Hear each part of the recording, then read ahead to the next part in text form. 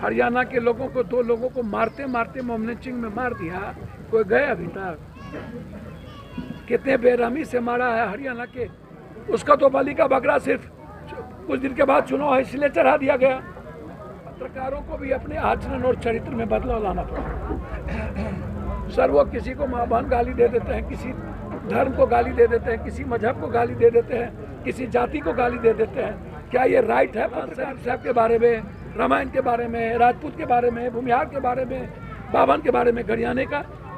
क्या ये राइट है पत्रकार को बैकवर्ड फॉरवर्ड करने का? क्या ये राइट है पत्रकार को सिर्फ मुसलमान को टारगेट करने का? क्या ये राइट है पत्रकार को सिर्फ? डॉक्टर एसडी प्रसाद, होम्योपैथिक द्वारा 40 सालों से असाध्य रोगों का सफल इलाज का अनुभव।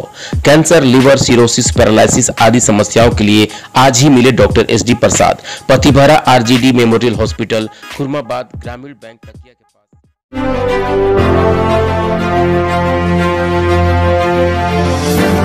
देश की राजनीति का इन दिनों ध्रुवीकरण और सांप्रदायिकता एक पहचान बनती जा रही है। इसे मैं इसलिए कह रहा हूं कि जिस तरीके से देश में एक तरह से लोगों के जो दिमाग है, खास करके जो सेंटिमेंट है, उससे लोग आज खिलवाड़ कर रहे हैं, चाहे वो राजनीतिक पार्टियां हो या कोई संगठन हो। और इसका सबसे बड़ा उदाहरण आपको ये देखने को मिलेगा कि जिस तरीके से मॉब लिंचिंग हो या फिर किसी के ऊपर जुल्म और ज्यादती हो, ये सारी चीज़ें अब धीरे धीरे आम होती जा रही हैं।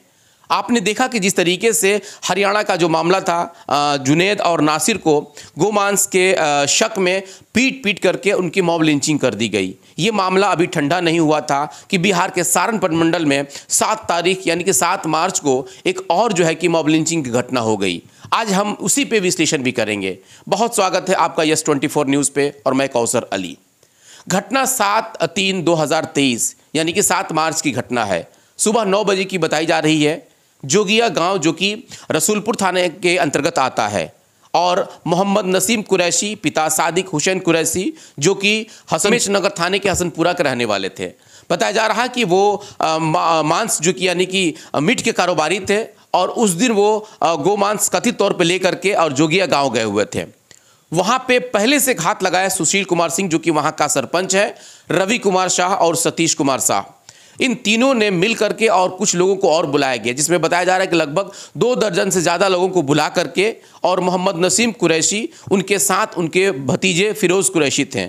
और उसके बाद हालांकि नसीम कुरैशी की जब इन लोगों ने पिटाई करना शुरू किया तो उनके भतीजे फिरोज़ कुरैशी वहाँ से भाग गए।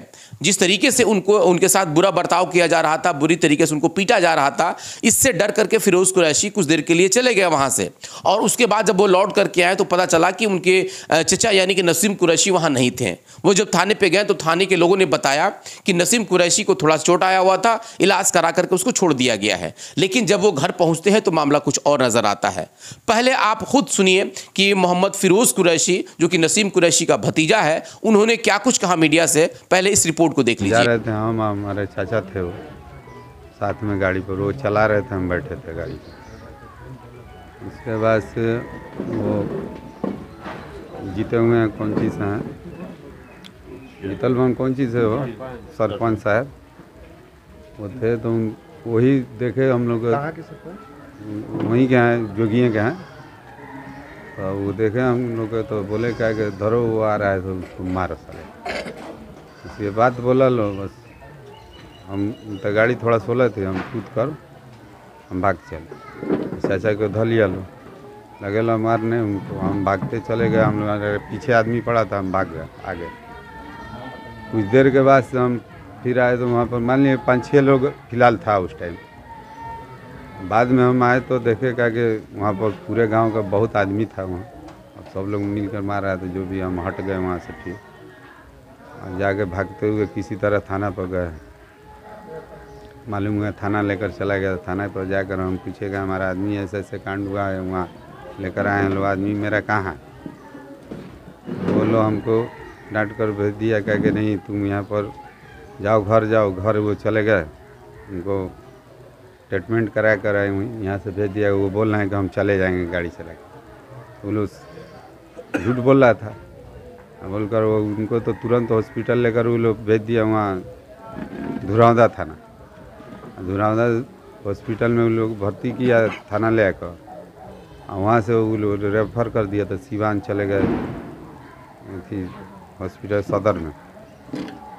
हमको वहाँ मालूम हुआ तो वहाँ भी गए, वहीं जाकर देखें, यही बात है। अब दूसरा कड़ी इसमें ये जुड़ता है, जिस तरीके से पप्पू यादव कल हसनपुरा का उन्होंने दौरा किया और उसमें पक्ष और विपक्ष दोनों को अड़े हाथ लिया। उन्होंने साफ तौर पे कहा कि जिस तरीके से एक तरह से जहाँ सांप्रदायिकता की बात चल रही है, वहीं दूसरी तरफ सद्भावना की बात हो रही है। यानी कि आप जिसे सेकुलर कह रहे हैं, उनका भी जो है कि जुबान सिल गया है, और जो सांप्रदायिक हैं वो तो अपना खेल खेल ही रहे हैं।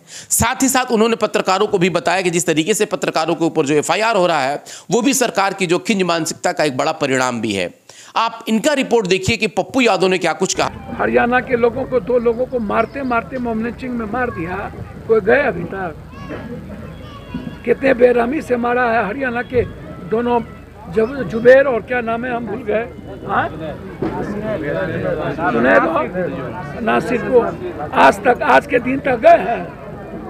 आज उसका तो बलि का बकरा सिर्फ कुछ दिन के बाद चुनाव है इसलिए चढ़ा दिया गया। कभी अरविंद केजरीवाल मुसलमानों के पक्ष में बात किया, कभी NRC में गए, जला दिया, वहां गए, जेल से सब छूट गए, चुनाव लड़ने वहां गए। कभी जुबराज NRC में गए, कभी बात किए।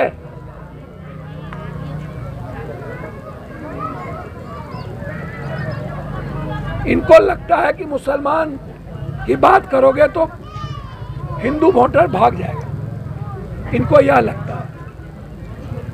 यह नेता लोग डिप्लोमेटिक हो चुके हैं, ये वोट फाइनल है, बीजेपी को हराना है इनको, ये वोट आना ही आना है, ये तय किए गए। इसलिए ये लोग दलितों की बात कम करते हैं, माइनॉरिटीज की बात कम करते हैं, और मिडिल क्लास की बात ये लोग कम करते हैं। आप उठा के देख लेना, कौन बात करता है दलितों की इस कंट्री में? आप उठाओ तो। एक मामला बिहार में बड़ा जोरों से चल रहा है कि पताडू की सच्चाई। सर देखिए, मैं एक बात बता दूं, चौड़ी नहीं है कि वो सच्चाई दिखा रहा है कि क्या।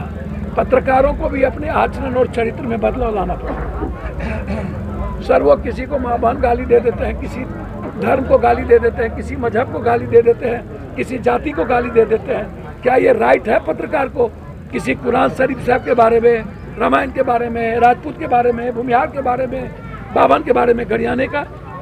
क्या ये राइट है पत्रकार को बैकवर्ड फॉरवर्ड करने का? क्या ये राइट है पत्रकार को सिर्फ मुसलमान को टारगेट करने का? क्या ये राइट है पत्रकार को सिर्फ दलित को? मैं ये मानता हूं कि महात्मा गांधी, लोहिया, JP को मानने वाले नीतीश कुमार बीजेपी के तरह काम नहीं कर सकते। तेजस्वी जी को अपनी बात ऊपर रखना है तो उनको जो मन में आता है कभी कभी करते हैं। मैं किसी भी पत्रकार के खिलाफ, यदि वो गलत है तो साइबर में जाइए, साइबर में कोर्ट में जाइए, उसको थाना के द्वारा दंडित करने की क्या जरूरत है? और उसके बाद आप अंदाजा लगा सकते हैं कि हमारे देश की राजनीति अब कहां जा रही है, और क्या अब इस तरह से राजनीति करके क्या हमारे जो बीच में जो एकता की जो दीवार थी उससे छिन्न भिन्न करके क्या हासिल करना चाहते हैं ये राजनीतिक पार्टियां। आप खुद इस रिपोर्ट को देखिए और अंदाजा कीजिए।